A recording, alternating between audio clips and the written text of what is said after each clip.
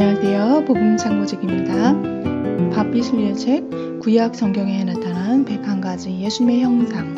오늘은 22번째 이야기입니다. 하나님의 은혜를 드러내시는 예수님. 창세기 45장 형들을 용서하는 요셉의 모습입니다. 요절은 4절에서 8절. 요셉이 형들에게 이르되 내게로 가까이 오소서. 그들이 가까이 가니 가로되 나는 당신들의 아우 요셉이니 당신들이 애굽의 판자라.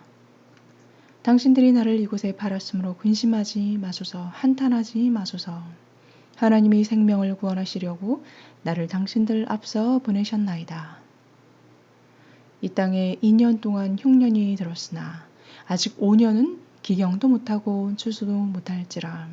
하나님이 큰 구원으로 당신들의 생명을 보존하고 당신들의 후손을 세상에 두시려고 나를 당신들 앞서 보내셨나니 그런즉 나를 이르러 보낸 자는 당신들이 아니요 하나님이시라.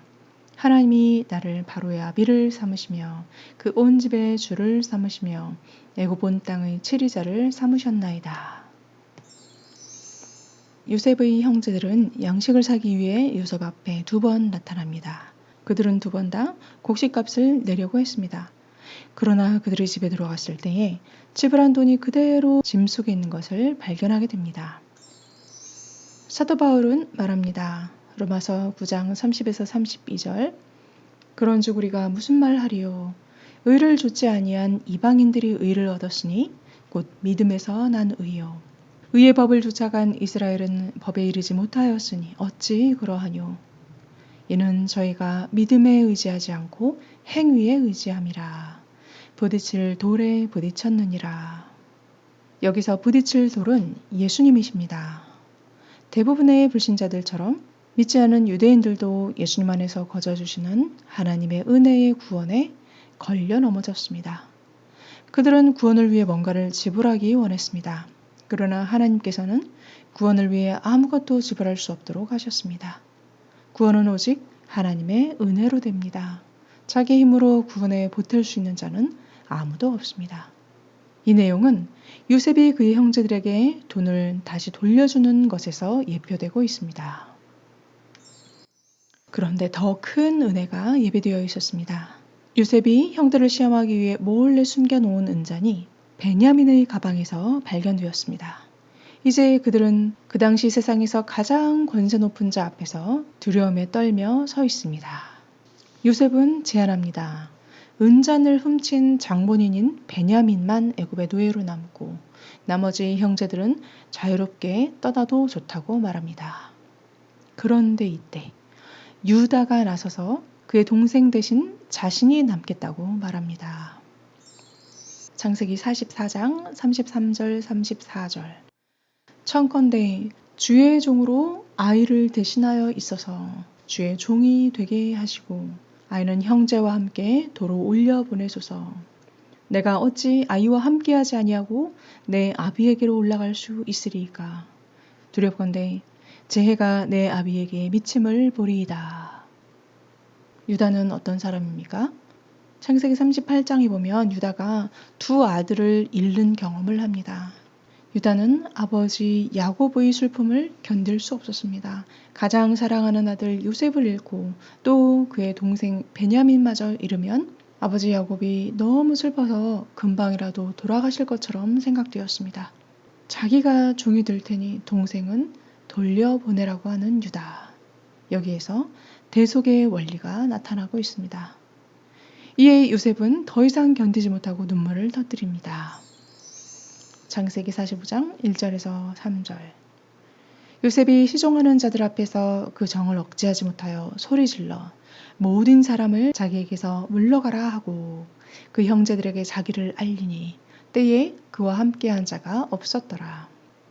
요셉이 방성대곡하니 애굽 사람에게 들리며 바로의 궁중에 들리더라. 요셉이 그 형제들에게 이르되 나는 요셉이라 내 아버지께서 아직 살아계시니이까. 형들이 그 앞에서 놀라서 능히 대답하지 못하는지라. 그리고 요셉은 너무나 놀라운 말을 합니다. 자신을 노예로 팔아넘긴 형제들의 죄에 대해 용서해 줄 뿐 아니라 그들에게 그 사건을 하나님의 섭리의 편에 서서 설명해 줍니다. 창세기 50장 20절. 당신들은 나를 해하려 하였으나 하나님은 그것을 선으로 바꾸사 오늘과 같이 만민의 생명을 구원하게 하시려 하셨나니. 이 내용은 성경에서 가장 위대하고 심오한 내용 중 하나입니다. 우리는 얼마나 자주 예수님을 십자가에 못 박은 자들을 향하여 분노하는 소리를 듣습니까? 분명히 그 죄는 인류 역사 속에서 가장 무서운 죄악임에 틀림없습니다. 그러나 우리는 그 악한 죄악 속에서 하나님의 위대한 은혜를 볼 줄 알아야 합니다. 보통 유대인들과 로마 병정들을 비난하는 사람들 중에는 바로 그들 자신을 위해 예수님께서 십자가에 돌아가셨음을 이해하지 못하는 사람이 많습니다. 만일 당신이 예수님의 보혈로 구원함을 받으려면 당신이 예수님을 십자가에 못 박은 바로 그 죄인이란 사실을 알아야 합니다. 십자가 앞에서 무서운 악을 예수님께 행했던 자들이지만 하나님은 그것을 선으로 바꾸사 오늘과 같이 만민의 생명을 구원하게 하신 것입니다. 형제들을 용서한 요셉과 같이 예수님도 자기를 해하고 못 박고 죽이는 자들을 용서하셨습니다. 누가복음 23장 34절.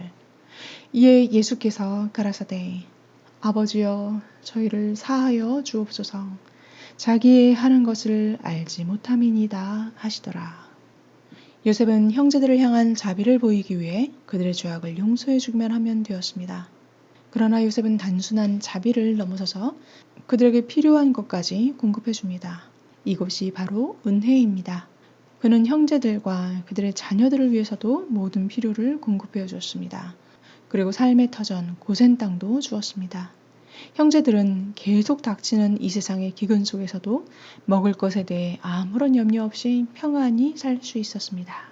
마찬가지로 예수님은 주님을 알아보는 자들, 어린아이와 같은 믿음을 가지고 주님께 나오는 자들에게 천국을 주셨습니다.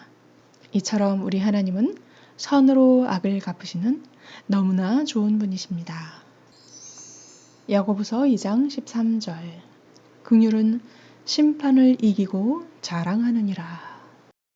네, 지금까지 여러 편에 걸쳐서 요셉의 이야기를 살펴보았는데요.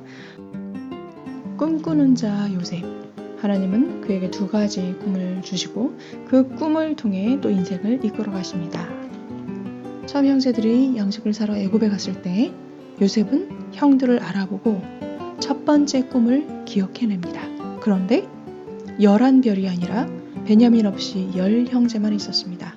꿈이 성취되기 위해서는 베냐민도 와야 되는 거죠. 그래서 요셉은 형들을 스파이로 몰고 시므온을 억류시키며 베냐민을 데려오도록 합니다. 요셉의 첫 번째 꿈은 베냐민과 함께 11형제들이 요셉 앞에 섰을 때에 성취되었습니다. 복음 창고 퀴즈 드릴게요.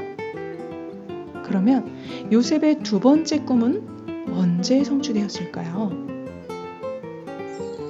자, 오늘은 요셉이 형들을 용서하고 또 은혜를 베푸는 모습을 보았습니다. 오늘 이야기를 통해서 배우는 예수님은 어떤 분이십니까? 요셉처럼 죄인들을 용서하시고 좋은 것을 선물로 주시는 분이십니다. 예수님은 어떤 분이십니까? 풍성하신 하나님의 은혜를 드러내시는 분이십니다.